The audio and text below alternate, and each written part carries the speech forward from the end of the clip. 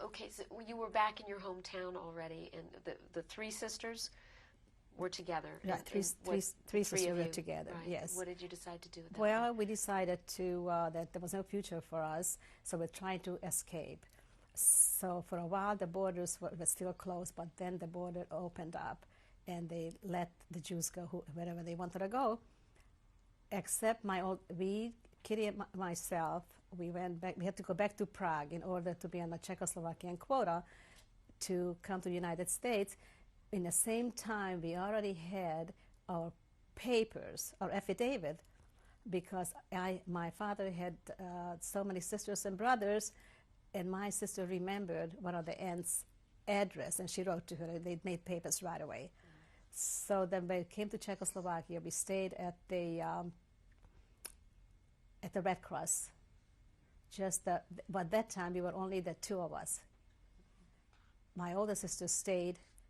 She thought she was going to sell the house and sell some grapes, sell some wine, but you couldn't do this with the Russians. She couldn't sell anything. And by the time she was ready to come, the borders were closed, and she was caught and put in jail. But she said she carried on so much, they let her go. And she got up. She heard that we were in Prague. So by the time she was in Prague, we weren't in Prague anymore. We were in Germany. The Haganah, the Polish Haganah, took us to the border overnight to Germany, to the DP camp called Fernwald. And we stayed in the DP camp until our quota came up. Of course, we had no money, no nothing, so what would we do, girls? We joined the kibbutz. And they were going to send us out to Cyprus, and we said we weren't ready to go. And they found out that we had our papers. So what happens? They threw out the kibbutz. And we knew a gentleman there who divided his room and gave us shelter and food. And my older sister finally came to Germany and found us there. So from then that on, things was a little bit better. At least we had food and shelter, and we waited until we were ready to go to, I believe this was Bremenhaven, the port. And we got on a boat. I don't know how many people were on it. Awful lot, maybe 500 people. A broken down army boat. I cannot even tell you how bad it was. And we have the water would come in, the lights went out. We were ready to sink. So we got to New York, and there was a big headline that Marina Perch, with so many refugees, they came through the Atlantic. I think it was 2 weeks. I don't know, it's 2 weeks or 3 weeks. It was a long time. And the Baltic Sea, the ocean was very, very rough. But just the boats were like rocking like a cradle, and we were so very sick. So we arrived to Ellis Island, and I have one aunt who lives in New York. She's still alive, and she greeted us there and took us to her home. And I must say the family was wonderful, very loving, but we didn't stay too long in New York because we had a lot more family out here in California. So they sent us tickets, TWA tickets, and we flew. That time we were 3 of us already back again. 3 of us flew to Los Angeles. And they divided us. We stayed with my aunts. We kind of didn't like that. We didn't want to be divided. But they just really didn't know what to do for us. And for a while, they tried to explain to us that everybody has to work. They knew we come from an affluent family and we weren't working. And they said that they worked very hard when they came to this country.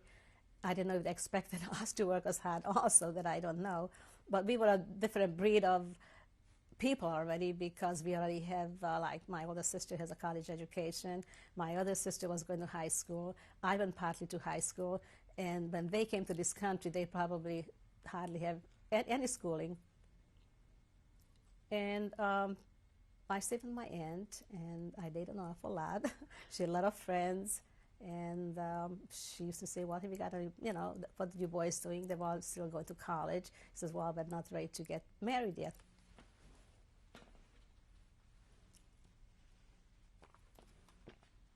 Actually, the aim is for us to get married. We did. All 3 sisters got married 1 year. 1 year after you got here? Right. I'm the only one who married a my husband comes from Poland.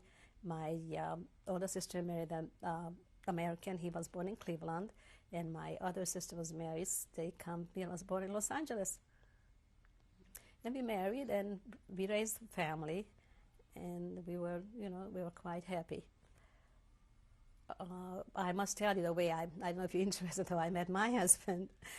My husband's family, my family, they knew each other. They both in a same business. They both in a furniture business. So I stayed with my aunt, and who was my aunt's dentist is my husband's cousin. So she took me to the dentist, and he said, well, what are you going to do with Claire? She said, well, if you find a nice guy, we'd like her to get married. Well, he says, I have somebody just nice for her. So I was going to LA High School, night school, and they described what he looked like, and he picked in, and I could tell what he looked like, and he picked me up, and we came home. And my husband is 1, 2, 3, Yeah. a little fast. And I didn't have an opportunity even to go out with guys, because when I went away from home, I was just, a teenager. And I didn't really know I want to go back to school, but nobody really wanted to finance the school. What was your English like? Did you have any English No, skills at all? not at all. And besides, that was part of it. Which my husband's name, Albert, he spoke Yiddish and English and Polish. And I couldn't speak Polish. I could understand very little Yiddish and no English. And he wanted to become engaged to get married. So I told him that I wasn't really ready yet. Not because I didn't like him. I just wasn't ready yet. So that time he picked himself up and he went to Poland to see if he can find some of his family. Any survivor's family. He's a sole survivor. He also comes from a family of 5 children. And he was very upset when he came back. And he called my aunt that I stayed with. He says, I want to say hello. How's Clara doing? She says, she's fine. She's dating a lot. He says, but nothing's happening. Why didn't you come over? So here I had in the evening, I rolled my hair up in rollers and put on my night clothes, and she said to me, somebody's going to come to the door. I want you to open the door. I said, look, I'm not dressed. He says, I don't. You open the door. And I open the door, and I see that's him. I ran away. I think I went in the bathroom, stayed there for a while, then I came out. Then we sort of talked, and he asked me for a date again. And he explained it to me that he was a little bit hurt first time, and I cannot hurt him anymore. And he wanted to know if I remember in Yiddish, he asked me, "Hast mir lieb?" Is that the Yiddish word? Yeah, I think I understood that. And I told him yes, and he had the ring in his pocket. So then we went out on a Saturday night in a coconut grove, and he gave me the ring. And then my family planned the wedding.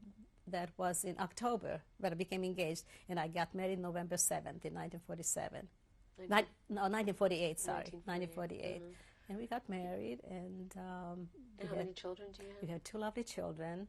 I have a son, Howard, and a daughter, Marilyn. I'll show you some photos later on and identify them. Have you ever returned to Europe? Have you returned? No, I didn't. First, for a while, I didn't care to go. I didn't want to hear even speaking Hungarian or Polish. But as time went by, I thought I might like to go. So, but I was discouraged because the conditions are very bad there. That's Ukraine. The people had hardly anything to eat. And finally, my brother-in-law did go there about a year ago, and I thought, well, I might like to go. And he really told me, he says, everything is so broken down. He says, there's nothing there. There was nobody to talk to. Of course, he doesn't know the language. And he said, you'll be just heartbroken if you go. So I decided not to go, as much as I would have liked to. Are you very close to your sisters? Yes, we are. Well, unfortunately, one lives in San Francisco, but I talk to her a lot. And one lives in Monterey Park. And one sister, I saw her yesterday, lives in, not far from me. I'm wondering, looking back on all of this, what you could say, could you draw any generalizations about how all of these experiences that you went through have affected you or changed your life or affected your outlook or Well, philosophy? I think marrying into a man who we were in a sort of in the same background, went through. Although my husband didn't go to the, in a concentration camp, but losing his family and the whole thing. So it's not exactly the same, as almost the same.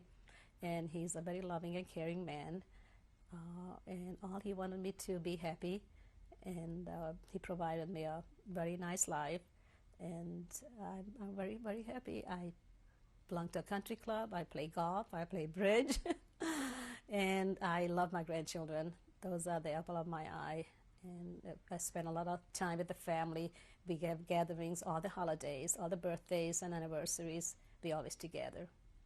Are you active in organizations, Jewish? Yes, I'm very active in Beverly Hills Hadassah, United Jewish Fund, Temple Beth Am, and many other causes. I guess I just can't remember. Is there anything else you'd like to add? Anything you might have wanted to say that you didn't get a chance to say? Has it been difficult for you to talk about all of these things, or have you, through the years, told your children? Well, at the very beginning, it was difficult. It was very difficult. And it's amazingly is that the children weren't that interested to know about it until they got older and they had their own children. So my granddaughter is very, very interested. Matter of fact, she writes her papers. She says, "Grandma, I have to interview you because I have to write a paper for my class." And she's just the sweetest and a caring little girl. She was bat mitzvah last year, and she gave us so much joy. She just did a beautiful, beautiful job. She ran the whole thing by herself in a temple, and she's a party girl. My daughter's a party girl. But so their interest has made you want to talk a little bit more also. Right, they want it. It's his mother, I says, do it for us. Do it for me and do it for our grandchildren. So that's when I was decided to do this for them. Yeah. Well, thank you very much. No, thank you. This picture was taken in Czechoslovakia while my father was, it's in a castle. My father was working for this Hungarian baron, and the castle was located just a little bit outside of the town. So I'm the first one.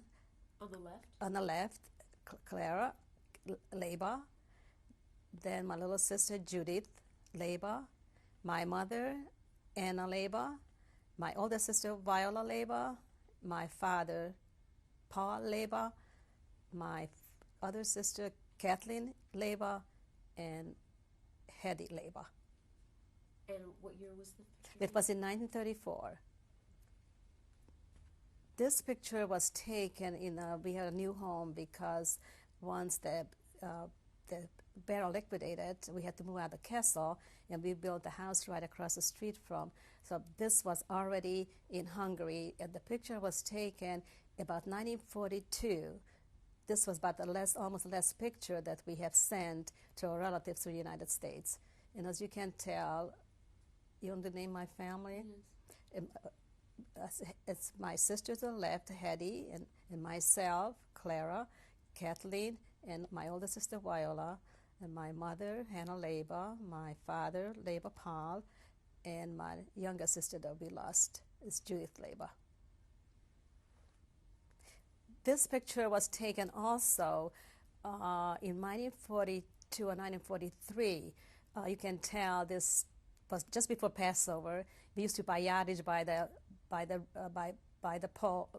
I don't know how to tell, by the bolt.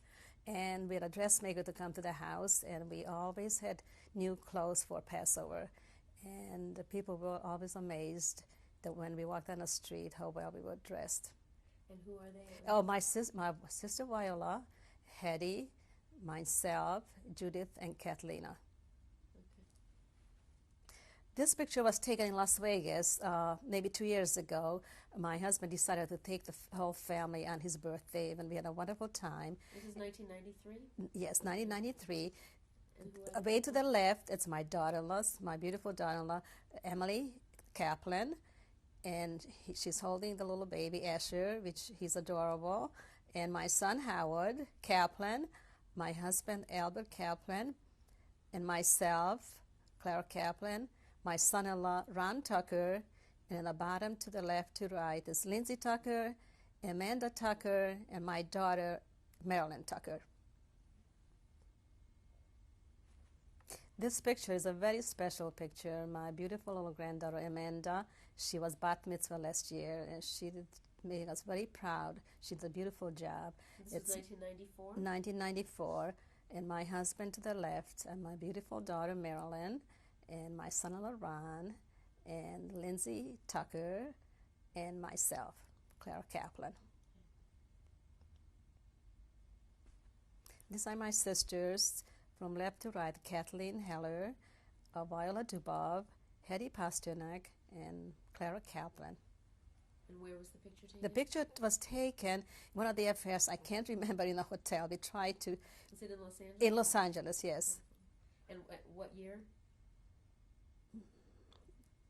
Gee, I don't... Well, let's see. 1965. This picture was taken in 1985 in one of the big parties that we had. To my left is my daughter, Marilyn Tucker. To my right is my husband, Albert Kaplan, and my beautiful, lovely, gorgeous granddaughter, Amanda Tucker. I'm really happy that my mother has decided to go forward with this project. It's never too late to do it. I would have loved to have something like this when I was a small child because as I was growing up, I didn't really understand what she had gone through, and it affected our lives so tremendously, but I was totally unaware until my college years when I was able to speak to her oldest sister, who she probably told you went underground and wasn't in the camps, but she was probably the freest to speak about the atrocities that went on. And after that, my whole feelings and thoughts about my childhood changed because I realized some of the restrictions that I had that were maybe a little bit different than my friends, and maybe a little bit of the overprotectiveness and issues with food. And I understood where that all came from. So I'm really glad that now my children and my children's children will be able to have a better understanding at a younger age. Thank you. I came to this country in 1938 before the war, although I lost the whole family in Poland. And also in the first 10 years when we had our children, we tried to deny. We didn't talk nothing about it. We were just not comfortable. I remember one thing, that I never was able to watch war pictures on television. And my kids understood that, and they couldn't figure out till when they were about 10, 12 years, they realized when they find out what we went through. Okay.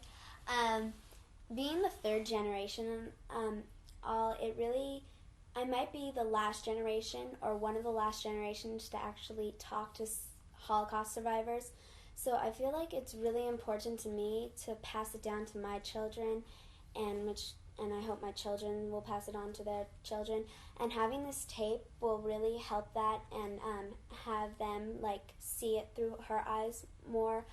And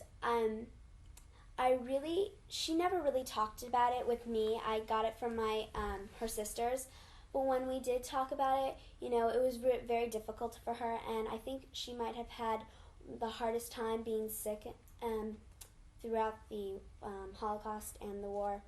And I can never visualize how it would be, and when I try, it's really difficult to me to cope with her feelings and stuff like that.